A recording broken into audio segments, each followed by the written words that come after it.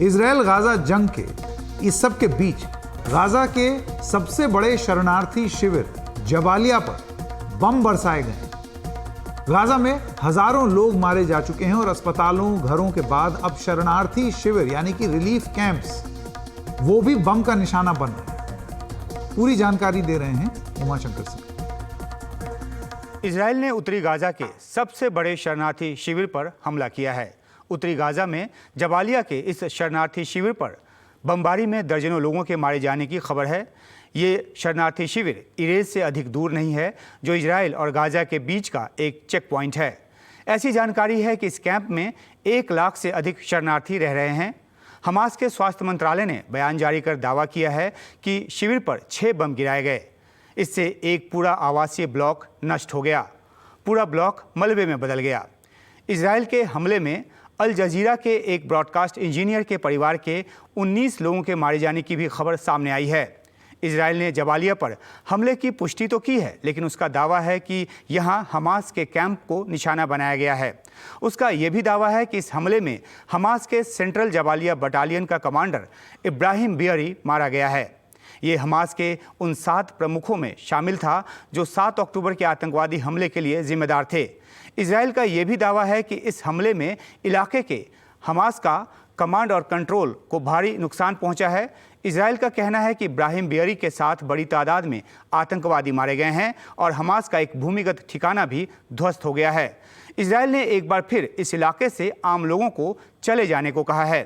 Israel के दावे के विपरीत हमास का दावा है कि इस कैंप के भीतर हमास का कोई नेता मौजूद नहीं था। हमास के सैन्य गुट के एक प्रवक्ता हासिम कासिम ने कहा है कि इजराइल अपने ऐसे हमले को जायज़ ठहराने की कोशिश कर रहा है जिसमें आम लोगों की मौत हुई है। इनमें महिलाएं और बच्चे भी शामिल हैं। जबालिया पर हमले को शरणार्थी शिविर पर हमला बताकर मानवीय मदद में जुटी कई संस्थाओं और दुनिया के कई देशों ने तीखी प्रतिक्रिया दी है। मिस्र ने आवासीय ब्लॉक को निशाना बनाए जाने को अमानवीय कृत्य करार दिया है। उसने हमले में घायल लोगों के लिए उनके इलाज के लिए राफा क्रॉसिंग पॉइंट को खोलने की भी बात की है। गाजा में आम लोगों की और ख़ासतौर पर बच्चों की हो रही मौत पर यूएन का कहना है कि गाजा बच्चों की कब्रगाह बन गया है।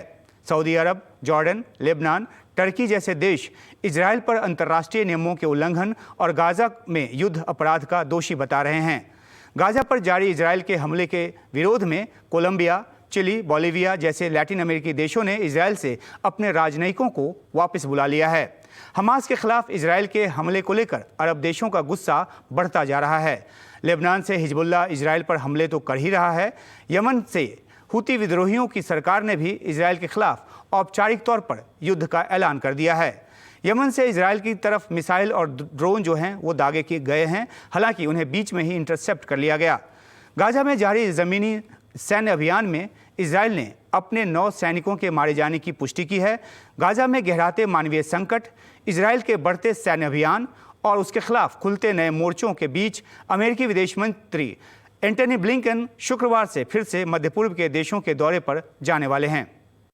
ये तो सबसे बड़ा प्रॉब्लम हो रहा है। ये तो शर्म होता है। ये इंटरनेशनल कम्युनिटी अभी तक ये कारनेज बंद नहीं कर रहा है। इतना बम्बार्डमेंट चल रहा था यहाँ पर, जैसे आपका हिरोशिमा, इतना बम नहीं गिर गया था ना अफगानिस्तान ना इराक में।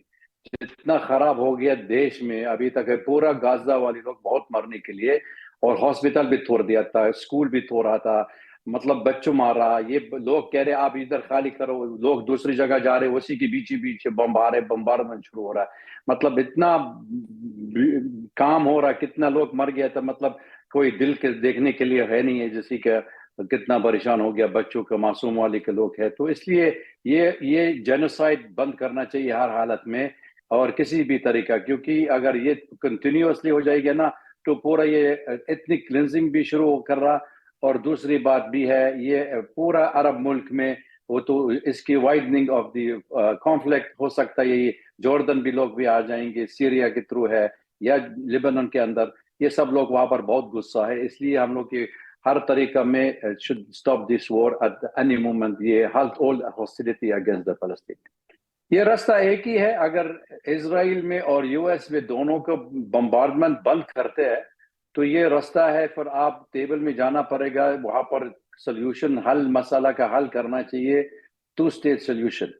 लेकिन जब तक आपके ऑब्जेक्टिव्स एक ही है, एथनिक क्लींजिंग पूरा 22 लाख लोग है जो गाजा में रहने वाले के लिए आप एक्सपेल करना चाहते, और वेस्ट बैंक में और ईस्ट जेरूसलम, ये एक इजिप्ट के लिए गाजा स्ट्रिप में बेशक्ति लोग है वहां पर, और वेस्ट बैंक में और ईस्ट जेरूसलम जॉर्डन के लिए बेचा। ये आपका ऑब्जेक्टिव अलग है, और जो अभी डिक्लेयर्ड ऑब्जेक्टिव अलग है, और जो आपके अनडिक्लेयर्ड ऑब्जेक्टिव अलग है। यानी मेरा मकसद ये है, ये पूरा फलस्तीन खत्म करना चाहिए, कोई रेजिस्टेंस नहीं मांग रहे। लेकिन ऐसा तरीका नहीं हो सकता, क्योंकि देख लो अगर जितना बम्बार्डमेंट चल रहा, इससे ज्यादा लोग बिल्कुल मतलब सिंपैथी विद द फलस्तीनियन, ज्यादा वायलेंस हो जाएगी हर दुनिया में, हर देश में जो उसकी सपोर्ट कर रहा है इसराइल के लिए, उसका इंटरेस्ट भी खराब हो जाएगी। इसलिए तरीका का हल कोई इससे अलावा नहीं है। अमेरिका खुद बताया था नेतन्याहू के लिए, ये अमेरिका में अफगानिस्तान भी गया था, इराक भी गया था, लीबिया भी गया था, यमन भी गया था, वो कह रहे कोई युद्ध का हल का नहीं है मसला है। तो बैठने के लिए दो स्टेट सोल्यूशन, और जो यूएन सिक्योरिटी काउंसिल रेजोल्यूशन उसी का अप्लाई करना चाहते तो ये खत्म हो जाएगी। नहीं तो there will be open war, या हम लोग रहने के लिए या इजरायली वाले का रहना चाहिए, कोई तीसरा हल नहीं है।